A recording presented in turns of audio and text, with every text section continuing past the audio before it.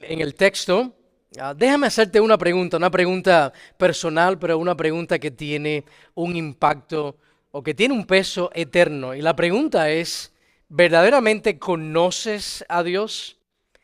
No que conozcas información acerca de Dios, sino si conoces a Dios de una forma personal, de una forma relacional.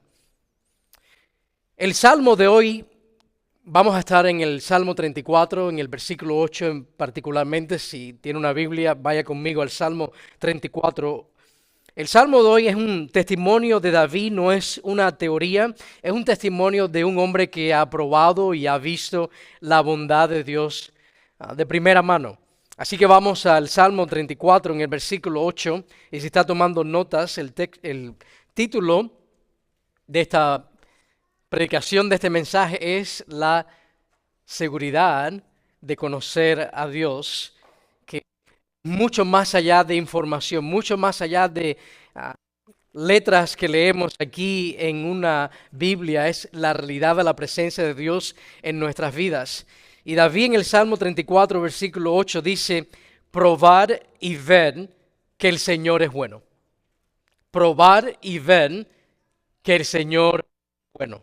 Diga eso conmigo, por favor. Probar y ver que el Señor es bueno. Y después dice, cuán bienaventurado es el hombre que en él se refugia.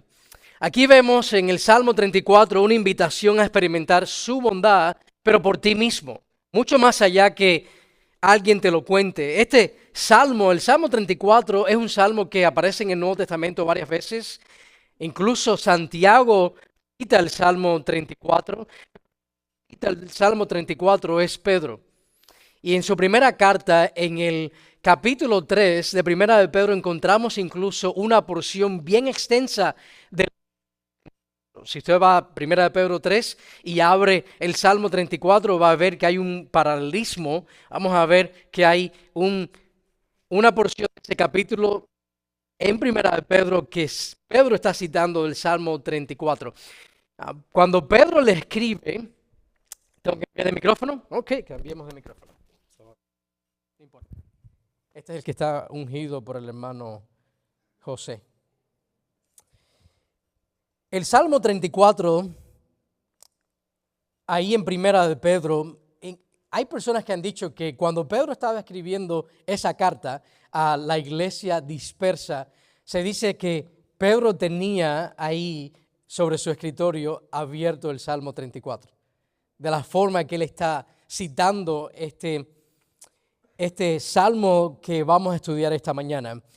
Es claro que el Salmo 34 moldeó la iglesia primitiva en cuanto a su perspectiva de la oración, en cuanto ellos oraban, en cuanto ellos cómo veían a Dios. El Salmo 34 es uno de esos salmos que tuvo un gran impacto en la iglesia, y oro que tenga un gran impacto en nuestras vidas en el día de hoy. Si usted nota en su Biblia, el Salmo 34 tiene como un subtítulo, o le llaman una superscripción. Es uno de esos salmos que viene con una información histórica, hay un encabezado que está describiendo algo en la vida de David, un evento específico. Hay 14 salmos, en los 150 salmos que encontramos en el Salterio, 14 de ellos incluyen este tipo de información, de subtítulo, que lo asocian a un evento específico en la vida del salmista. Y el Salmo 34 es uno de ellos. Nos recuerda que no son solamente palabras poéticas, están arraigadas a un momento real de la vida.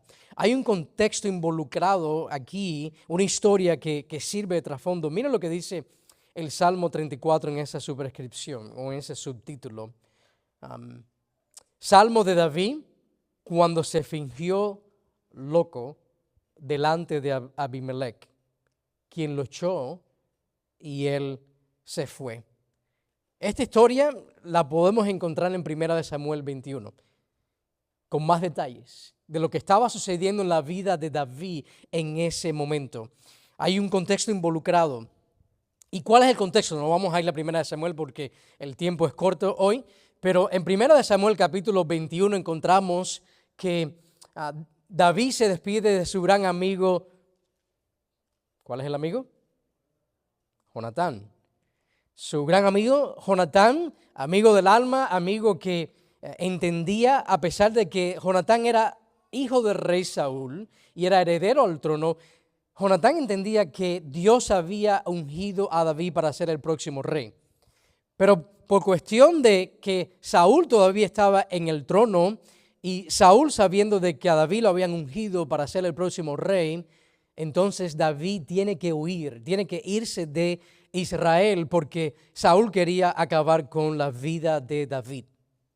Y el contexto es que David se despide de su amigo Jonatán y se va de Israel y huye a la tierra de los filisteos y se va a Gat. Ahora, Gat es el pueblo de donde provenía el gigante Goliat. Era la tierra de los enemigos del pueblo de Israel. Y este hombre huyendo de Saúl, sí, David huyendo ahí, va a la tierra de los filisteos y lo atrapan y lo llevan ante el rey Aquís. ¿Y qué sucede? Bueno, estás delante de tus enemigos, aquellos que sabían que en Israel se cantaban las canciones que Saúl había matado a sus miles y David había matado a sus 10,000. David era enemigo de los filisteos. Y si algo que querían los filisteos era acabar con la vida de David. Y ahora David no tiene opción y huye en sus propias fuerzas, no sabiendo qué iba a suceder, se va a la tierra de los enemigos. Y atrapan a David, lo llevan delante del rey. Y David sabía que su vida estaba a punto de acabarse. ¿Y qué es lo que hace David? Finge entonces estar loco. Empieza a mentir.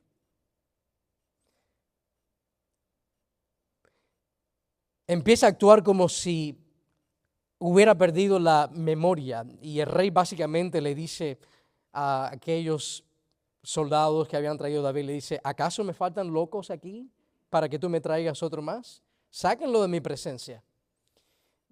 Dios en su misericordia permite que David se escape, se libre de eso y huye nuevamente a Israel y llega a la cueva de Adulam y está escondido en una cueva.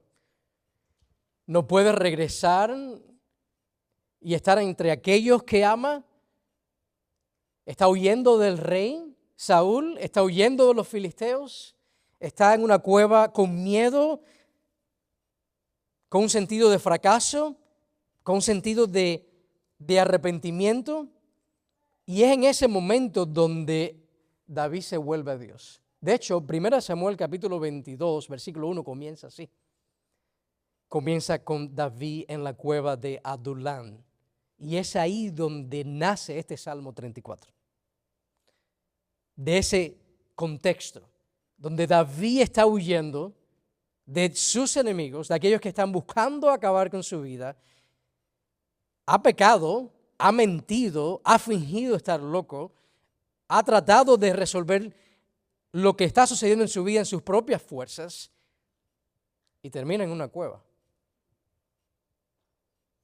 Los últimos días de David no habían sido los mejores. No habían sido el mejor ejemplo de un hombre de fe, de un adorador, de alguien que realmente confiaba en Dios. Había manipulado la situación, estaba actuando llevado por el temor. Incluso personas habían muerto por causa de lo que David había hecho. Porque cuando David está huyendo de Saúl, una de las primeras cosas que hace es pedir una espada y pan al sacerdote y matan a los sacerdotes por causa de David. La familia de David está huyendo, está en peligro. Él está aislado, está agotado, está avergonzado. Y es ahí donde el Salmo 34 nace. ¿No es verdad que todo esto le da más color cuando leemos el Salmo 34, entender entonces qué es lo que estaba sucediendo en la vida de David y por qué lo escribe? Este es un salmo donde aprendemos a dar gracias a Dios por librarnos de nuestras angustias y nuestros temores. Es un salmo de un testimonio de una oración contestada, y vamos a ver eso. Es una invitación también a experimentar a Dios, que es el versículo que acabamos de leer en el versículo 8. Venid, probar y ver que el Señor es bueno. Es un salmo que instruye a los oyentes a vivir una vida que agrada al Señor. Es un salmo que fortalece la fe en medio de las pruebas. Es un salmo que celebra a Dios como libertador y que alaba a Dios por sus mandamientos. Es un salmo que testifica, que instruye, que nos enseña a adorar, que imparte sabiduría. Es una expresión de adoración y de sabiduría divina. Así que David en el Salmo 34 busca adorar a Dios y busca entonces decirnos a nosotros, venir, probemos y veamos que Dios es bueno. Así que vamos a ver tres cosas en este Salmo. Lo primero es, conocer a Dios lleva a una vida de adoración. Y lo vemos en los primeros tres versículos del 1 al 3. David pronuncia palabras que expresan un deseo de adorar. Miren el versículo 1, dice, bendeciré, alabanza en mi boca. Versículo 2, se gloriará mi alma. Versículo 3, engrandecer al Señor conmigo. Exaltemos aún su nombre. Así que David está atribuyendo valor a Dios, está usando palabras de alabanza y adoración. La respuesta de David en un momento de desesperación es una respuesta de adoración. No lo había hecho hasta este momento, pero él está adorando ahora en el Salmo 34. Aprendemos, gracias a lo que David está experimentando, aprendemos algunas cosas sobre la adoración. Estamos hablando de conocer a Dios. Aquellos que conocen a Dios, adoran a Dios. Y David nos enseña tres cosas acerca de la adoración de un verdadero creyente, de alguien que ha probado y ha visto la bondad de Dios, alguien que ha experimentado a Dios en su vida. No solo que ha oído de Él de lejos, como decía Job, yo había oído acerca de Él, pero ahora mis ojos lo ven. Esa experiencia real, cercana, íntima, profunda. Lo primero que aprendemos acerca de la adoración es que la adoración es continua. Miren el versículo 1.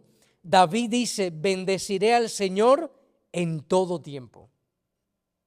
La adoración de alguien que conoce a Dios no se reserva solo para los domingos. No es solo para el domingo en la mañana cuando nos reunimos aquí por 1 hora y media. El que ha probado y ha visto que el Señor es bueno, David dice, adora en todo tiempo. Así que la adoración es continua, la adoración es regular, es algo constante. Eso es número 1. Número 2, la adoración es algo contagiosa.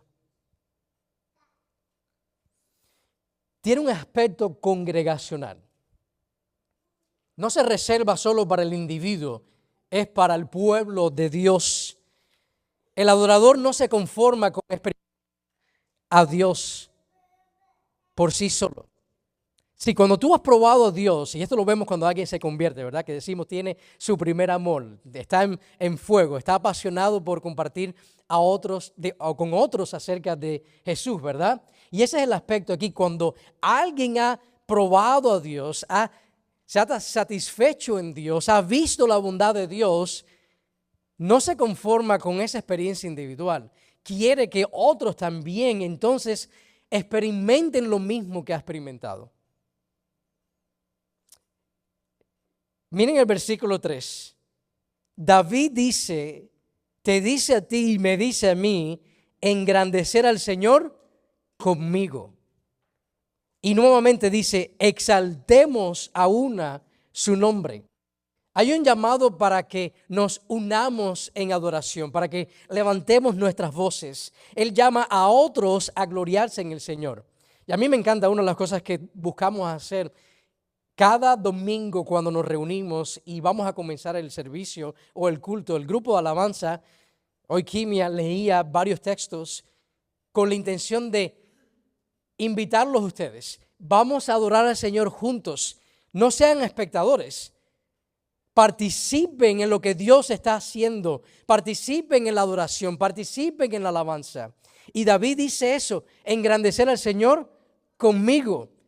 Exaltemos a una su nombre. Él llama a otros a adorar. Los creyentes adoran. Los creyentes se regocijan en el Señor. Muchas voces uniéndose en adoración. Así que la verdadera oración es constante, pero también es congregacional. Es contagiosa. Pasando de uno al otro. Es invitacional. Así que busca que otros se unan al cántico. Adórenle las naciones. La adoración es constante, es contagiosa. Lo tercero que aprendemos acerca de la adoración es que la adoración está centrada en Dios. Cuando nos reunimos a adorar a Dios, ¿verdad? Amén. ¿Cuántos versículos hay en este salmo? Míralo en su Biblia. 22 versículos. En 22 versículos, David menciona el nombre de pacto de Dios. Así, si usted tiene la Reina Valera de 60, dice Jehová. Si tiene la Biblia de las Américas, Señor en mayúscula. Eso apuntando al nombre personal de Dios cuando Él se le revela a Moisés y le dice, yo soy el que soy, yo soy el Dios de pacto, yo soy el Dios que voy a hacer todo lo que ustedes necesitan que Dios haga en sus vidas para redimirlos, para rescatarlos. Fíjense si la adoración es centrada en Dios, que en 22 versículos David menciona el nombre de pacto a Jehová 16 veces en el Salmo 34. Mírenlo ahí en el versículo 1, dice, bendeciré a Jehová, bendeciré al Señor. Versículo 2, en el Señor se gloriará mi alma. Versículo 3, engrandecer al Señor conmigo. Versículo 4, busqué al Señor y Él me respondió. Versículo 6, David dice, este pobre clamó y el Señor le oyó. Versículo 7, el ángel del Señor o el ángel de Jehová acampa alrededor de los que le temen.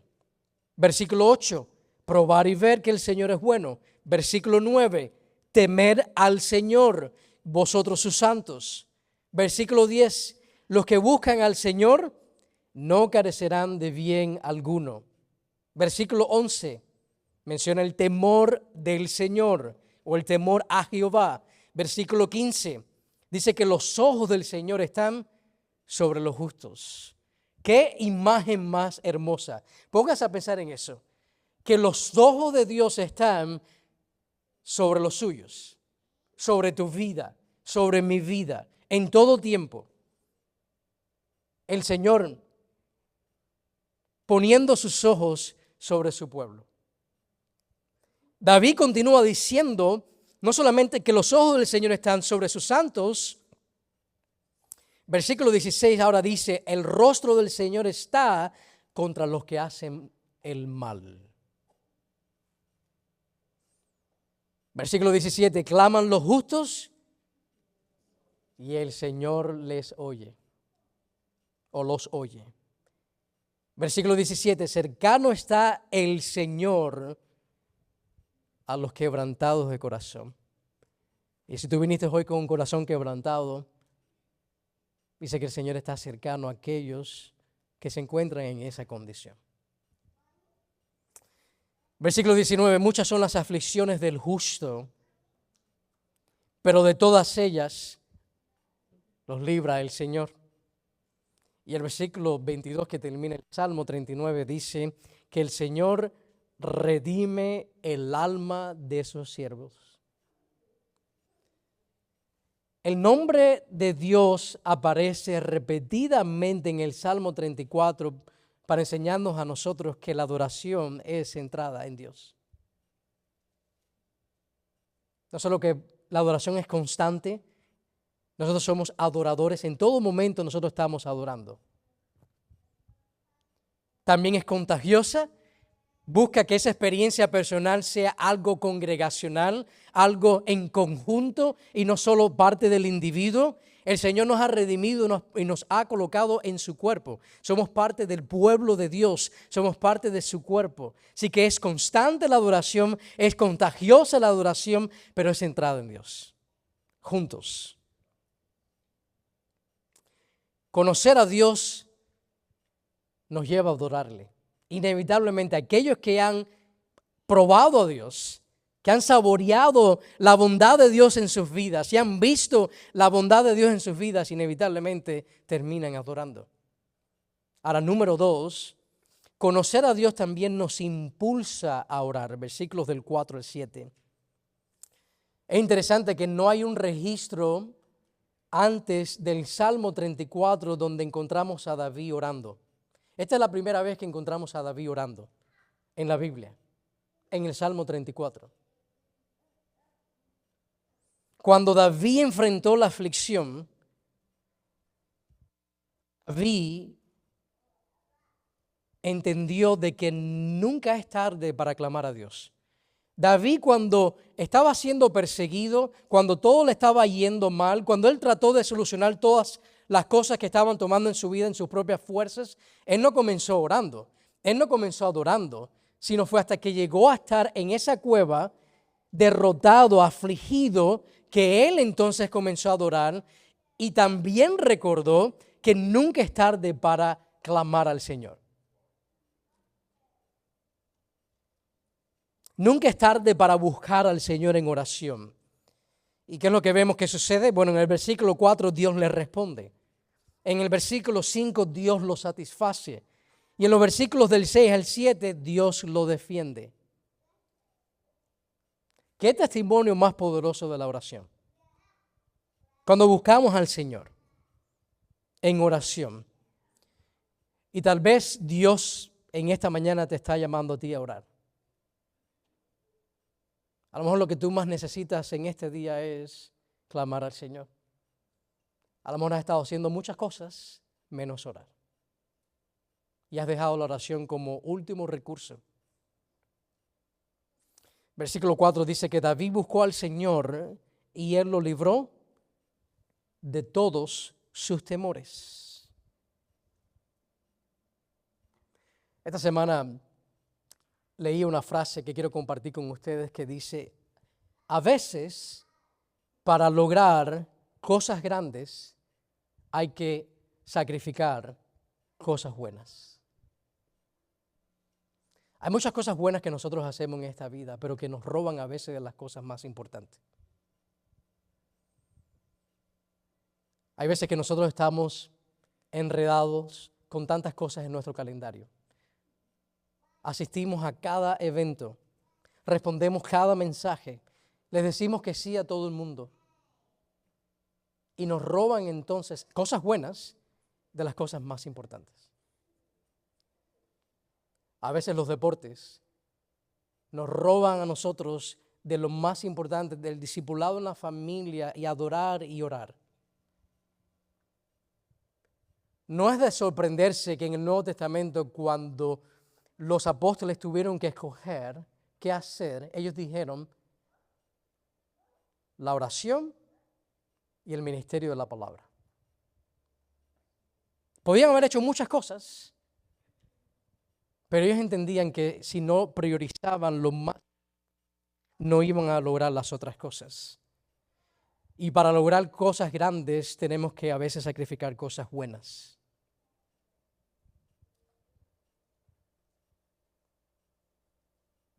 Necesitamos orar, necesitamos adorar, necesitamos entregarnos a las cosas que son prioridad. David oró y el Señor lo libró. Pero no fue hasta que oró. Miren el versículo 7.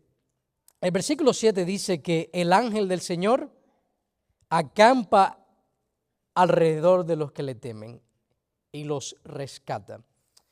Vamos a hacer un pequeño resumen del ángel del Señor, porque el ángel del Señor es alguien muy importante en el Antiguo Testamento. El ángel del Señor hace cosas que solo Dios puede hacer. Es distinto de Dios, habla y dice cosas que solo Dios puede decir. Está involucrado en actos que solo se le atribuyen a Dios.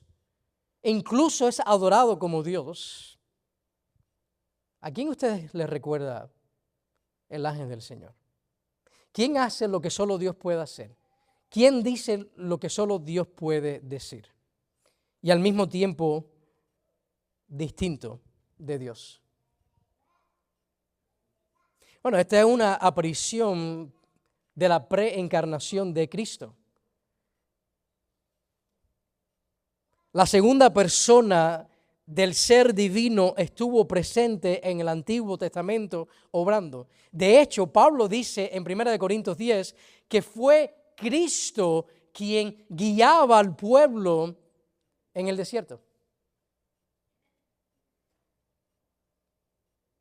Él estuvo activo e involucrado. Dios mismo en la persona de Jesús fue el testimonio de David. Mírenlo ahí en el versículo 7. Fue el ángel del Señor quien acampó alrededor de mi vida cuando andaba yo en temor y me rescató.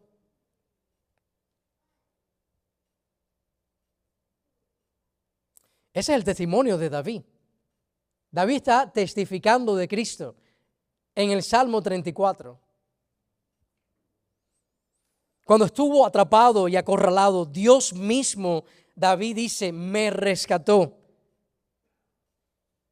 Y tal vez hoy tú no te encuentres en una cueva como David, pero necesitas que el Señor obre en tu vida.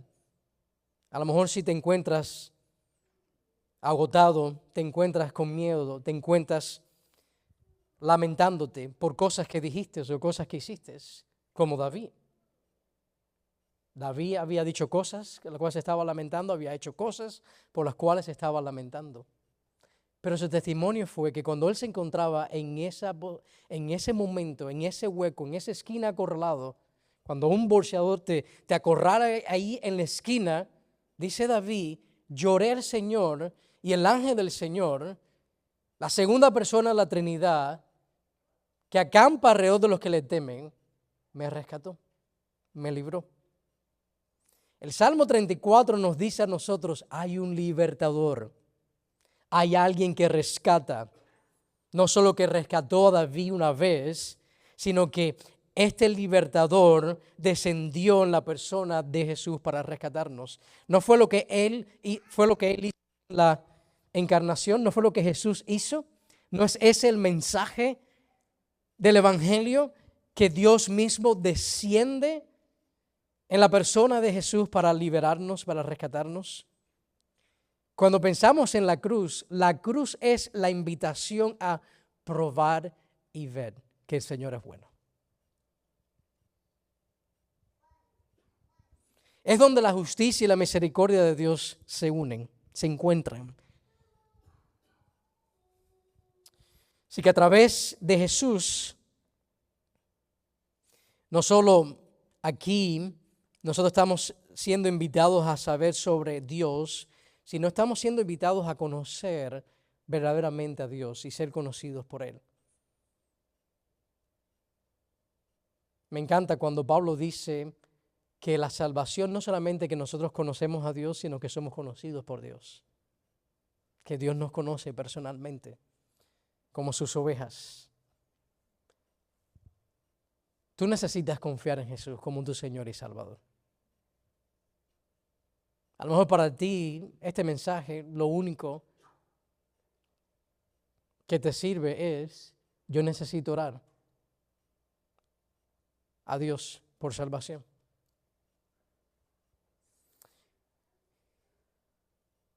David, como un gran amigo, nos está invitando a un banquete. Y él dice, ven, prueba, ve la bondad de Dios. Prueba la salvación, prueba lo que realmente satisface el corazón del ser humano para siempre. De hecho, el apóstol Juan en Juan 17, cuando escribe el Evangelio, escribiendo las palabras de Jesús en Juan 17:3, Cristo mismo dice, y esta es la vida eterna, que te conozcan a ti, conocer a Dios, conocer al único Dios verdadero y a Jesucristo, quien Él ha enviado. Así que la oración de David se convierte en una alabanza, se convierte en él proclamar la bondad de Dios. Número 3, y termino con esto, conocer a Dios produce un deleite profundo. Una de las razones por las cuales nosotros queríamos predicar sobre este tema en esta serie de la bendición de saber, la bendición de saber de que vimos el domingo pasado, la Biblia es la palabra de Dios.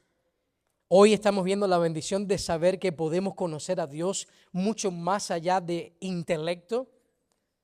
Es porque hay veces que el cristiano se encuentra caminando con un gran peso y con una falta de gozo, que olvidamos que conocer a Dios es algo transformador, que no hay nada mejor que conocer a Cristo, que no hay un gozo superior, que no hay una vida que se compare a la vida de un seguidor de Jesucristo.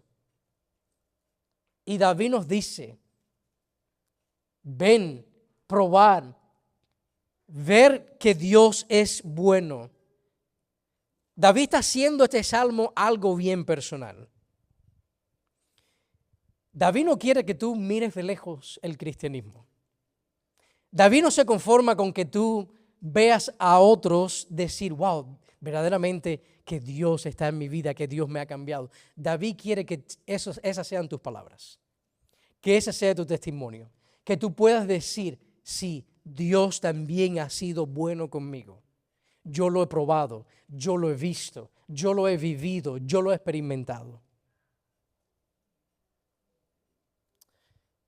Yo vengo de un estado donde hay muchos mangos. ¿A alguien les gustan los mangos, la fruta? Ok, algunos. Voy a tener que traer mango a la iglesia para que más manos se levanten. Aquí en esta parte de California, como que los árboles de mangos no se dan, ¿verdad?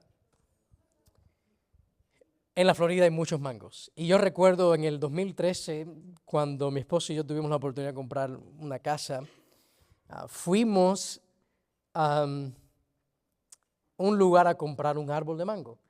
Y en esos lugares tú podías ir y escoger el tipo de mango que tú querías. Y cada árbol tenía una etiqueta y tenía una descripción del mango, si era pequeño, si era grande, si tenía muchos pelos o no tenía pelos, si era más dulce o menos dulce. Bueno, tú escogías el mango a tu preferencia. Y nosotros escogimos un mango, recuerdo que no era muy grande, lo podías agarrar fácilmente con tu mano y no tenía pelos, no se te ahí enredaba en tus dientes después de comerte el mango, pero era un mango suave, jugoso, que era dulce como la miel.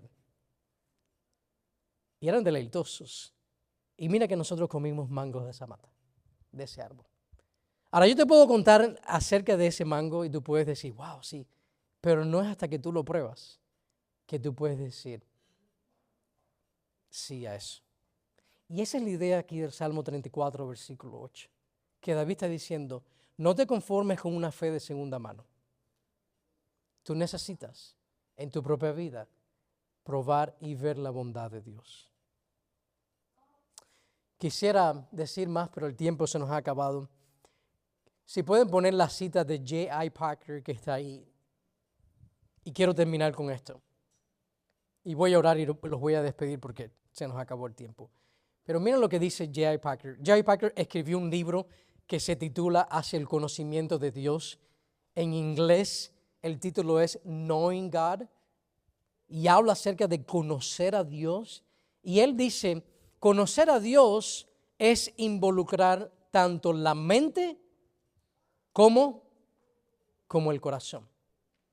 Y él dice, es tan emocional como intelectual. Si conocer a Dios va mucho más allá que unas palabras que nosotros repetimos. Conocer a Dios es algo que se experimenta. Yo quisiera terminar con la cena del Señor. Y una oportunidad para que tú, ahí donde estás, mientras reparten los elementos, si pueden ir repartiendo los elementos ya. Cuando tú recibas el pan y recibas la copa, que tú puedas ahí donde tú estás, ahí en tu asiento. Si tú no has experimentado a Dios personalmente, que este sea el día donde tú puedas decir, Señor Jesús, yo quiero probar y quiero ver la bondad tuya en mi vida. Sálvame. Y si tú conoces a Dios, que esta sea una oportunidad para decir, ¿sabes? Yo que profeso conocer a Dios, Señor, los que te conocen a ti, adoran.